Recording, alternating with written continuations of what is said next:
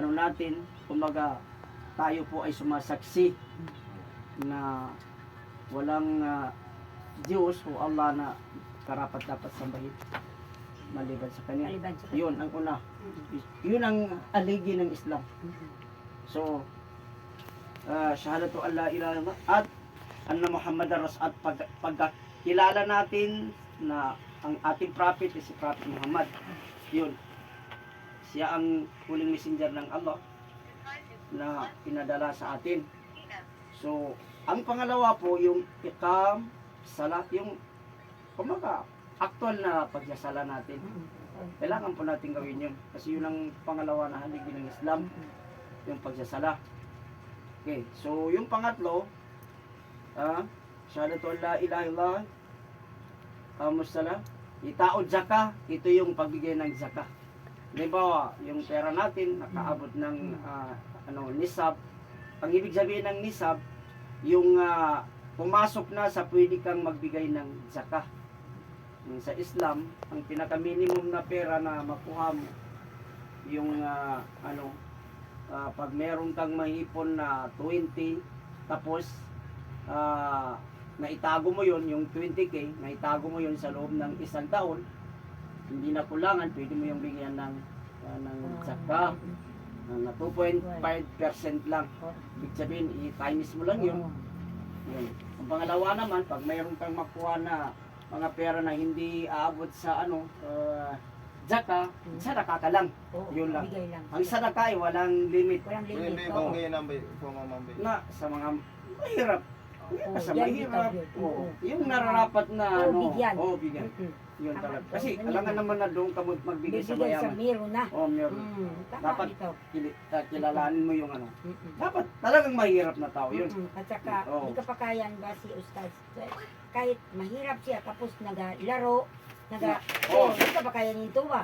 Kailangan maghanap ka na lang na ganyan. Hindi ka pa kaya na magbigay Kasi, doon sa nagainom. Baka lalo pang masuportahan mo siya. Sumasama niyang gawin. Yun. Kailangan yung klaro na tao ka. So, ang apat, yung zakah, kamusala, itao zakah.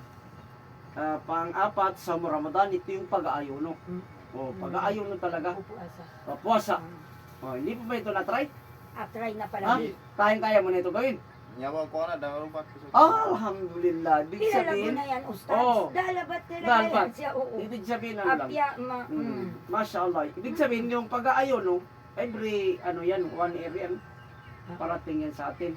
Uy, dako ko magkadsambahin sa bukag, kagina, dako matabo siya, okay siya daw. Kaya ka na po nito, sunat nito, ma'am. Way. Dama kasama yung ando sa Davao. Kaya ito, palas sunat eh.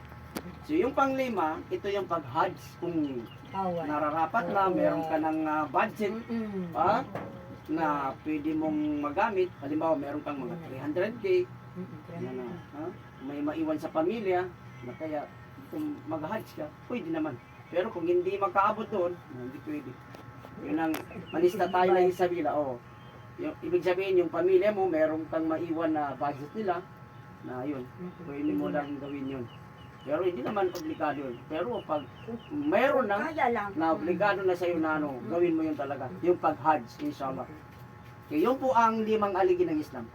Yung pangalawa naman na dapat mong matutunan, yung arkanul iman. Ang ibig sabihin ng arkanul iman, yung aman to billah, yung talagang ang puso mo ay sumusunod sa paniniwala sa Allah. Yung aman to billah. Tapos aman to billahi wa malaikatu, at saka meron siyang mga anghel, yung malaika. Yung malaika na ang malaika ay ito po yung utusan ng Allah na kung ano yung ipapagawa. Yun ang kanilang mga assignment, malaika.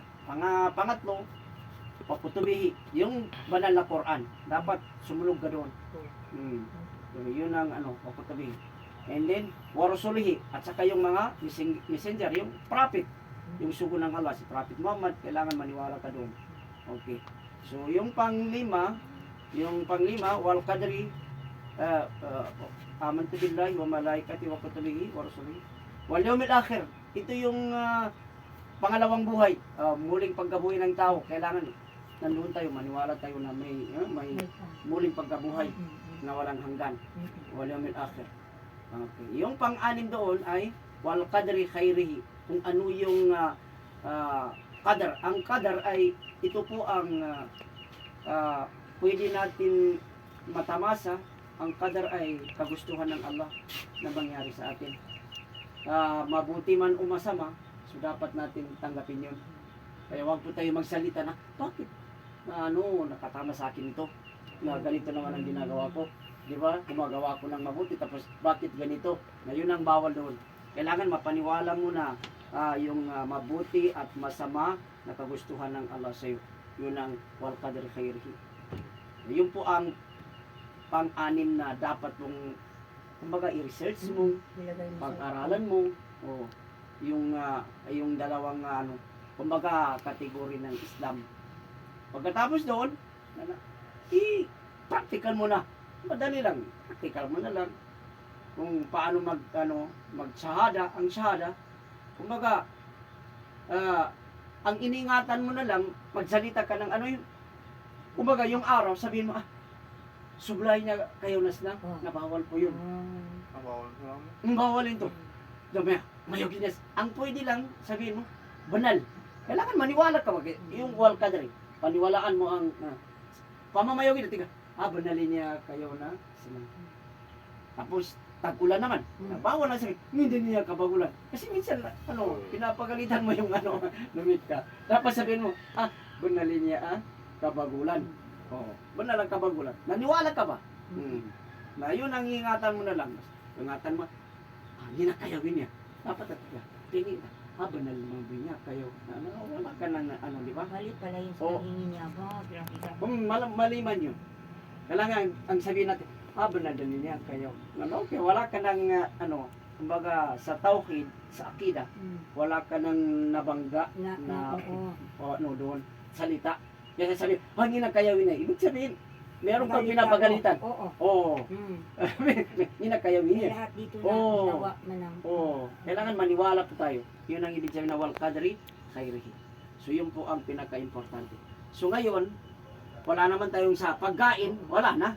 wala. Maliban na yung mga laruan na bawal. Yung lasto, bawal din yung sa Islam. Bawal magitinuot. Yung Pero hindi man din lasto, na at saka nagalasto. yung loto, bawal yun talaga. Pero yung mga laro na walang related sa pera, kumbaga baganggana, nananabong problema. Basta may kabagangganapan, bawal. At saka yung pagpatubo ng pera. Halimbawa, maghiram ako sa'yo, pinapatubo mo yun, nabawal din yun.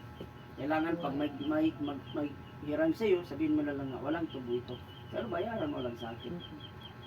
Maliban lang kung sabihin na dagdagan niya para sa dakalan. Okay man yun. Basta gawin na sa daka. Sa daka. Halimbawa, kumuha ko sa'yo ng pera na 100. Pag ibalik ko, hindi pwede doon, ibalik ko ng 150. Yun ang mali. Pero pag ibalik ko na, magbigay ako ng 50 or another 100, sa daka ko yun sa'yo, pwede rin yun. Pwede rin yun sa daka man. Oo, sa daka. Walang problema doon. Pero Yun ang hindi ka pakayan. hindi. Oo. Hindi talaga pagkain. Pero siya, palagi man yan nagapahiram, di man siya bayaran. Yun ang problema. Di naman siya Dapat, bayaran. kung ano yung maghiram siya na. Wala nang bayad-bayad, Ganyan kinalakatanan. yung benefits, pag may naghihiram sa iyo ng pera na hindi nabayaran, hanggat hindi na yun nabayaran, halimbawa naghihiram sa iyo na 1K, na ang benefits na ibigay ng Allah sa iyo, araw-araw nagsadaka ka ng 1K. Yun talaga ang katindi. Ako lang, pag may maghiram sa akin na nabayaran na, mas gusto ko yun. Kasi, mayroon akong isa na araw-araw na, Lagi kaya pinadaya ko rin. Bilakalibo na.